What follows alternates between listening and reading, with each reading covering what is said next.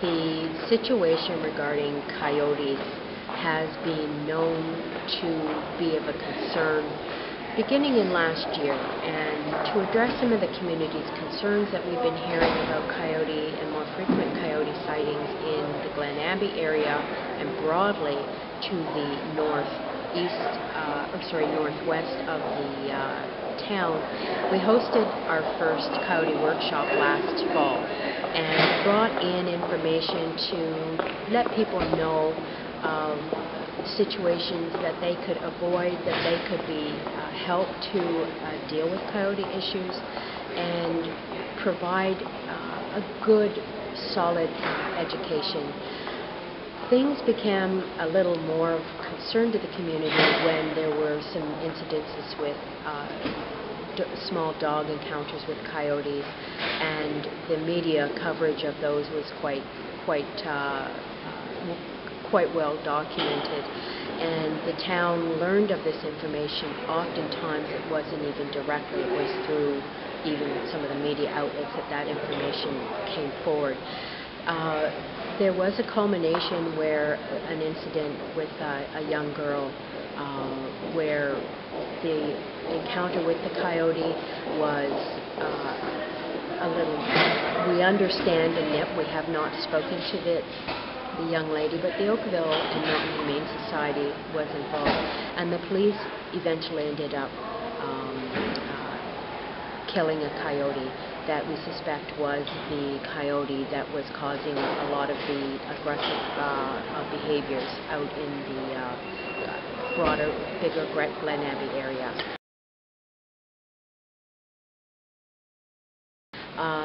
From our documentation that and the interviews with the young girl, it does not seem that there was any significant injury at all. My understanding is that there was no broken skin, but it was, it was a concern to her and her parents, but that she was managing the situation quite well. In terms of rabies, from what we hear in talking to the public health, regional public health, and Oakville and Mountain Humane Society, rabies is not a significant concern related to coyotes. I don't have the statistics handy, but that's when we've asked that type of question, and when the community has asked that type of question, rabies is not that much of a concern related to the coyote incident, as well as many of the other wildlife in Ontario. The rabies situation seems to be quite well controlled in Ontario. The town, earlier this year, we had another coyote education workshop in January, and from that point in time, the town built a suite of actions to start to consolidate a program. One of the items was providing signage in areas where coyotes were known to frequent, and the signs will definitely remind people, do not feed coyotes either intentionally or unintentionally. By unintentionally, that means do not toss any organic waste, any old sandwiches, fruit, even leaving bird seed in quantities around bird feeders can be an attractant to a coyote. They're very smart animals. They become habituated and used to that, identifying humans as a food source very quickly. So we're trying to let people know, do not in any way feed coyotes. That even means making sure that when you put out your compost container for collection, make sure the top is secure. Make sure your garbage lids are secure so that they are not knocked over and garbage or debris gets strewn around, and coyotes will often come and look at that as a food source. The other thing that people can do is that when there is a sighting of a coyote, if you're concerned, if the coyote seems to be too close to you, make an effort to look bigger, look very bold, yell, and wave your arms. because this is giving the coyote the direction that you have a right to be in that neighborhood. It is your neighborhood. Coyotes are very territorial, and they can be wary of humans, and that is the way we want to keep them, so that we let them know this is our area and not theirs. They're not welcome in our neighborhood. We went to a bylaw to make it very clear to the community that we will stand behind the need to stop feeding coyotes. We know there are circumstances where there's unintentional feeding, so we would like to let people understand that the bylaw is there to educate you. Should you unintentionally feed coyotes by leaving garbage around, by throwing garbage in our bins and letting them spill over, you are attracting coyotes potentially. So we can enforce the bylaw. The bylaw becomes particularly important to us when we have reports of intentional feeding. We do know there has been intentional feeding going on in different areas in Oakville, and this gives us the leverage to take action, legal action, against people who are intentionally feeding coyotes for whatever reason.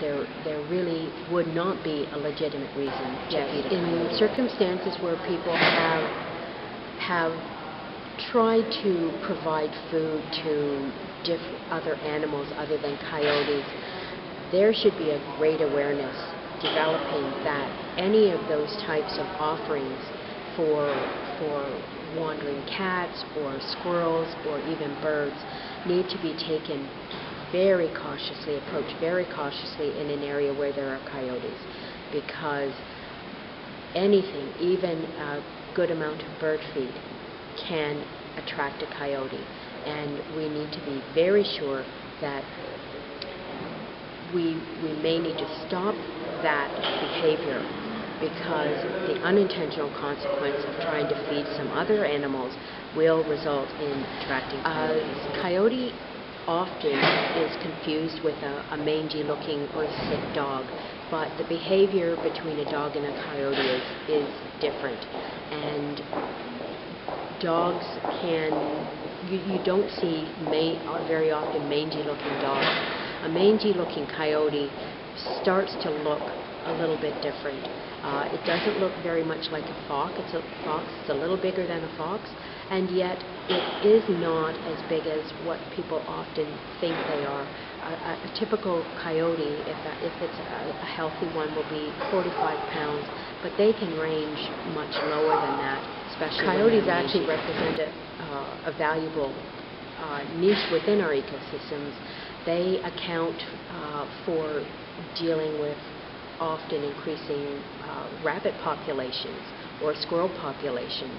They also are scavengers, so they do clean up debris, organic debris that is left around, woodlands and pasture lands.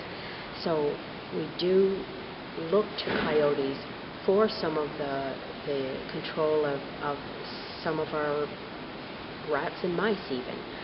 They're very good at scavenging and finding that type of food and dealing with some of the population increases in those cases. Well, the problem comes when the populations of some of those small predators starts to dip and coyote populations start to increase.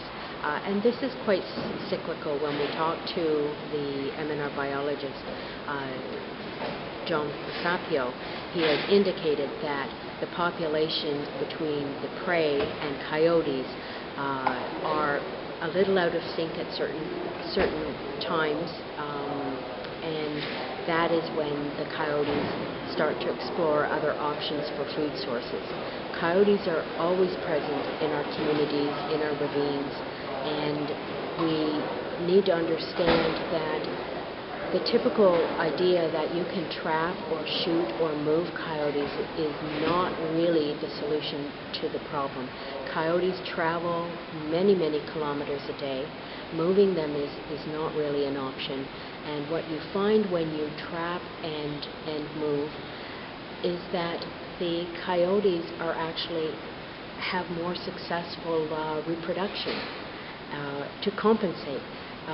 There have been many, many attempts at calling or killing off coyotes for decades and even much, much longer, and they have just not been successful. So we have learned, and what's been reported to us is that some of the best that we can do is to educate ourselves in how to maintain that distance between coyotes and how we can live with coyotes and make sure that our behaviors do not attract coyotes into close contact with humans.